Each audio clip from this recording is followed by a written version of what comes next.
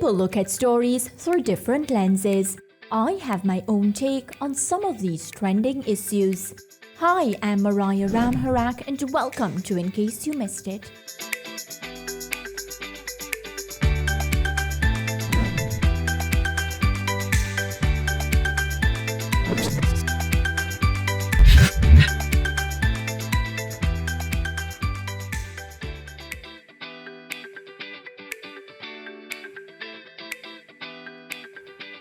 Hello, hope you're doing well and welcome to today's episode of In Case You Missed It on SportsMax and CEEN TV.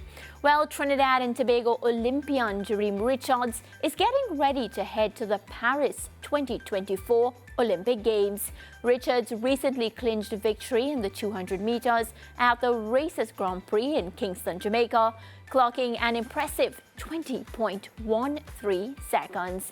He joins me today on In Case You Missed It. Welcome, Jereem. How are you doing? I'm fine. How are you? I'm all right. Another day, of course, another show.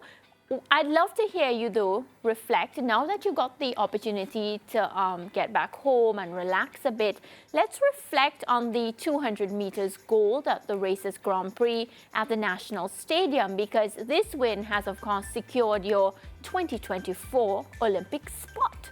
How was that win for you? It was definitely a well-planned race, a well-sorted-out race, I would say. Definitely the confidence booster I needed going forward, and in a sense, a weight off my shoulders going into other meets and for the rest of the year. Having been able to accomplish the Olympic standard is something a great feat, and I've been so in a great mental state, I would say, in the past few months that I didn't even realize that I got the Olympic standard in the 200 meters until yesterday or day before. Because at that point I was just focusing on execution. My turn could be better in the race itself. I could definitely work on getting better on the turn, but all in all, I was able to finish very strong. And for where I'm at in practice and what we have been doing, I train more like a quarter miler than a sprinter. That's why it usually kind of takes me a while to get up and running, but we stand to speed up things a little bit more now, and I trust in my coach Lance Brahman, and I trust in God and trust in the program, and I was just blessed to be able to get the Olympic standard, and now don't have to worry about it. Now I'm just thinking about which event I will do at the Olympic Games. Yeah, and that's something I want to spend some time talking about, because everybody is asking the question. But before we get to that, can you walk me through a bit of the preparation that went into getting ready for this Grand Prix? Because many a times, Jereem, people, they see the finished product, they talk about the time, they talk about the first place that you, of course, gained, but they don't recognize what a day in your life looks like. Can you just give us some insight into that preparation? The preparation coming into the Races Grand Prix, it was kind of smooth, but at the same time, it has difficulties here and there. I'm a dad now, so now outside of leaving my wife when I go to meets, now I leave my daughter when I go to meets, and that was definitely still something I'm trying to adjust to. It definitely isn't an easy thing to do as a parent, not being able to be there and not being able to, see their little growths and gains and, just little things that kids do. It's something that I'm still learning to deal with, but I understand that this is the profession I'm in, this is the job that I do, and this is how I put food on the table for my family. So in order to provide, this is the sacrifice that I would have to make. But still, nonetheless, it's still one of the difficult things that I have to deal with. The travel there was really good. My preparation usually, I'll talk to my wife, talk to my parents and my siblings and intimate friends and family, and ask them to keep me in prayer and cover me as I travel and as I go into a new atmosphere and everything like that. And they usually do.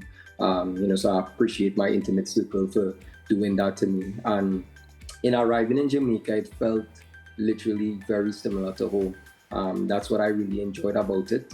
It was very, very similar to home. A lot of things that you would have seen in Trinidad and Tobago, I've seen in Jamaica. Actually, this is a little off topic, but I actually got a chance to test the KFC. Yes. The KFC was good. KFC was good. I ain't even gonna lie. KFC was good. It's very similar to Trinidad. I would say Trinidad spicy chicken a little bit better. I agree. A little bit better, but we barely beat you all, I would say. But it's very close. I would say Jamaica's barbecue KFC chicken is really, really, really good. And it's we the don't best have barbecue that. KFC. And we have it seasonally sometimes in Trinidad, but it's not as good as Jamaica. And I see why we have it seasonally in Trinidad. But Jamaica one is really, really good. But outside of that, we had pre-meet the day before. I felt really good. My sports performance PT was there. Alban, he's a guy from Canada, and he works with Trinidad and works with some other athletes too.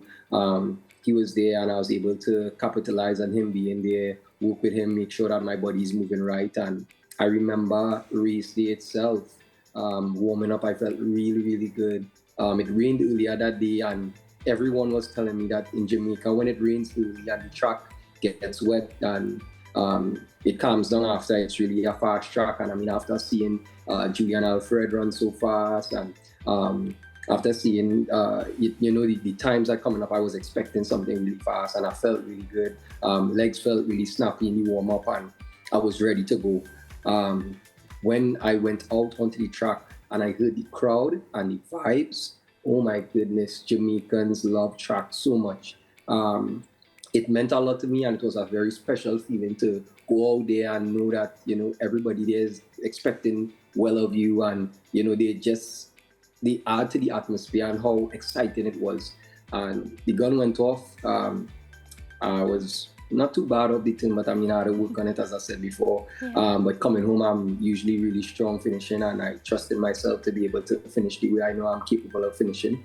And, it was 20.13 Olympic standard, fastest time this season. Each and every time I ran this season, I was able to cut down my time. So, praise God that. And the crowd and the environment was so good. I felt the love. I felt I just felt the love and the warmness of the Jamaican people. And, it meant a lot to me. And that was it. It was just a really good experience. Yeah, Jamaicans are very patriotic people. So from that answer you gave me, congratulations on becoming a dad.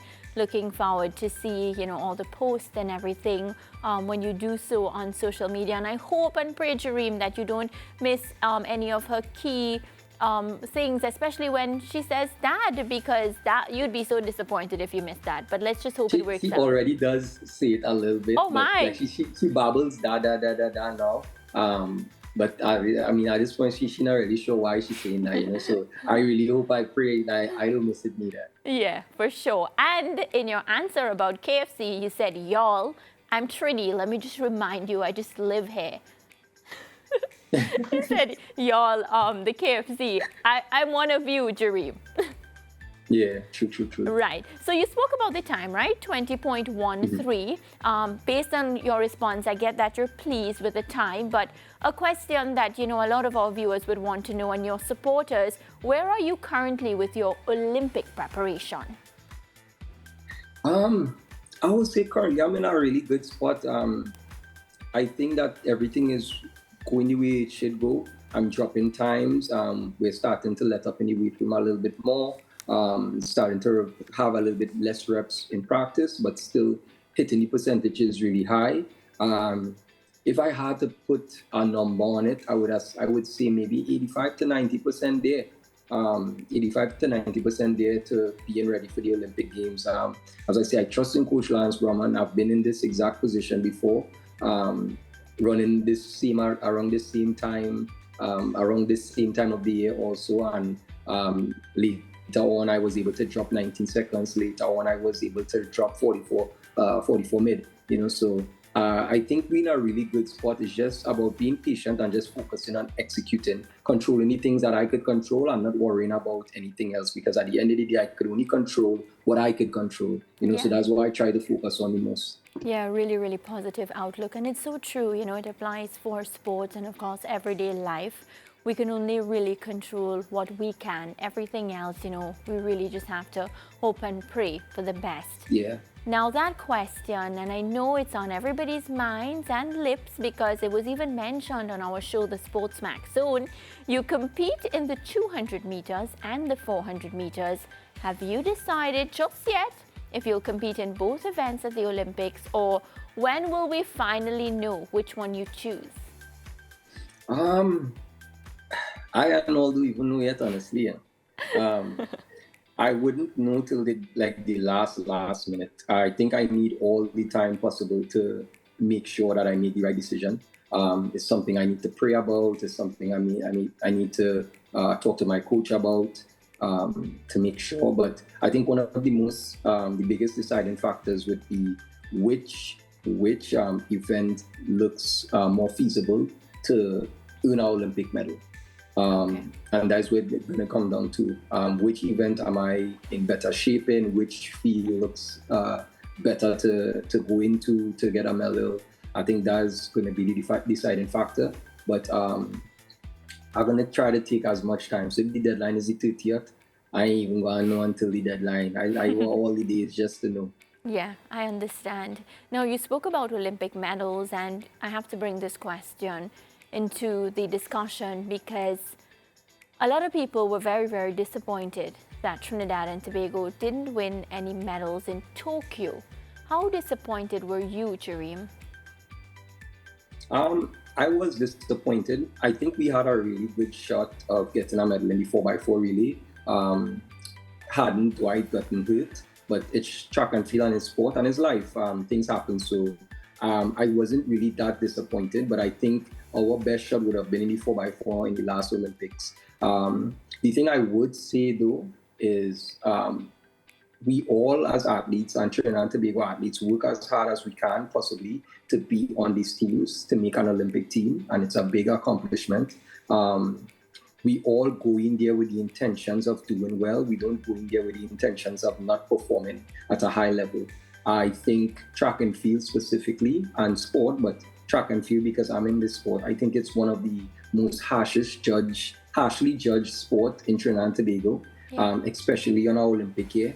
And I think when you compare this type of support we get from the general public, coming out to watch us run, compete in Olympic trials and national championships, compared to the support that we get and the support or the ridicule that we get on an Olympic year, I think it doesn't add up. And I think it's very unfair to the athletes, specifically the younger athletes. What about the athletes that, have mental problems or not strong enough mentally to deal with these type of things? And we're living in that era now where social media is very prominent, and most kids are on social media now. So how would that affect an athlete? I think it's very unfair to us, and it's not like we go out there and want to compete bad. Remember, at the end of the day, this is our bread and butter. This is our life. So if we go out there and compete bad, that is not our choice. We just didn't compete good. But it's not like we go out there to do that intentionally. It just didn't happen. I hope I didn't stray too much from your question, but it definitely was a little bit disappointing, I would say. But at the end of the day, it's sport. This is just a short point of our lives. At the end of the day, you're somebody's mom, or you might be somebody's mom, somebody's dad, somebody's daughter, somebody's son, somebody's auntie, somebody's uncle. Like there's more in life other than just this sport. So I wouldn't let something like this, put that type of pressure on me too much, or let it define who I am, because we are more than just athletes. Yeah, and I don't mean to add any pressure at all, but No, you wouldn't. Don't worry. Can we expect some medals in Paris? What I would say though,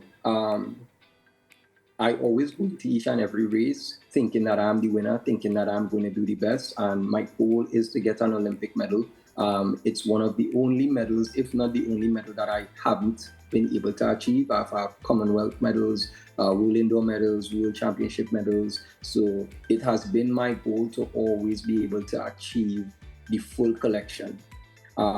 It's definitely my goal, I would say. I'm going to work it, I'm going to pray about it. If it's in the cards for me, it happens. But if it doesn't happen, it doesn't happen. It just wasn't for me. But trust me, I'm going to work like it is for me.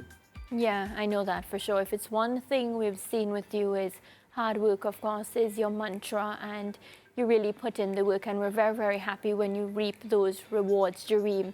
For our viewers who are not very versed on your coach, can you tell us a bit about your coach in Florida and how he has improved your overall performance?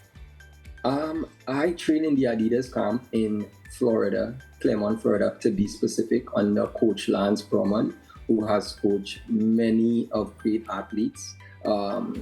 I would say Shawnee Miller-Weibo, Noah Lyles, Josephus Lyles was also there with him. Many Trinidadians too, Keston Bledman, Kellyanne Batiste, myself, Kai Giroux. Like, there's been a lot. When I first came to this program, I came during 2020. I came with a personal best of 45.2 on 1997. And my second year here, I was able to run 19.80 and 44.7. My second year, which was my third year actually, which was 2023, I was able to drop my personal best in the 400 meters to 44.5. And I didn't get to run 19 that year because sadly I got injured in 2023. But the ball rolling now this year, and I'm in similar shape, or if not better shape than I was last year. So I definitely trust in the program now, and I'm excited to see how far I could actually go with this. But I'm really excited. Training is going well now, and coach had the plan. I just had to trust in it, trust in God, and let it happen. So Jereem, now it's that part of the interview where I try to, find out a bit about you and your development. So my first question on that is, at what age did you start competing professionally in track and field? Professionally, my first pro year was in 2018. Okay. First year out of college. I probably would have been 24, 25 years old. Yeah, I kind of was an old pro. And who did you admire or, look up to while you were coming through the ranks? I have a few athletes. Definitely when I first started at Bolden, when I got older, definitely big up Dion Lendo, rest in peace Dion, aka S-Man. And obviously everybody look up to Usain Bolt, so yes. Usain Bolt for sure. Yeah, of course. Some big names that you called there. How was the process training in Trinidad and Tobago? I know, we mentioned you're in the US now, but, just as a regular young track and field sprinter in Trinidad and Tobago, how was that for you before you moved? Before I moved, it was good. I had good exposure. I'm from Point Fortin, Trinidad and Tobago, that's deep south. Yes. I started under Coach Renal Portley at 7 or 8 years old, running under nines. Eventually, I had to leave that club and go to another club in San Fernando under Coach Trevor James, a club called Quantum, and I stayed there for maybe my years through under 20. I saw a lot of improvement in that club actually, and I made some senior teams as a junior also when I was there. And then the year before I left Trinidad and Tobago to go to the US, and the club that I'm currently in now is the Abilene Wildcats under Coach Charlie Joseph, ex-quarter miler also, so big up Charlie one time too. Mm-hmm. But yeah, that is kind of my journey as a junior athlete in Trinidad and Tobago, and it was definitely always fun running against the likes of Marshall Sideno, Isa Guevara, Tion Lewis, the Farina brothers. It was always like competition in all these sprints from the 100 meter to the 400 meter. Yeah, and listening to a lot of people talk about your seasons, many felt like 2022 was one of your best years, like a special year for you. And of course, it was dedicated to one of your closest friends who passed. May his soul rest in peace, Dion Lendo. What would you say to that? Was it one of your best seasons? Definitely, by far one of the best seasons in my career. And I didn't even think about it. There was only one championship that I didn't medal in, and that was World Championships. But I won World Indoors that year. I won Commonwealth Games that year. I was able to take home 2 personal bests in the both events that I run, the 200 meters and the 400 meters. a championship record indoor, games record in the Commonwealth Games, taking down the likes of I forgot the Costa Rican guy in the indoor meet, but also taking down a national record indoor and taking down the Commonwealth Games record from the great Frankie Fredericks. It definitely was the best year of my entire career, I would say. It was full with medals, and I'm just thankful to God that he's able to change such a negative situation into something positive.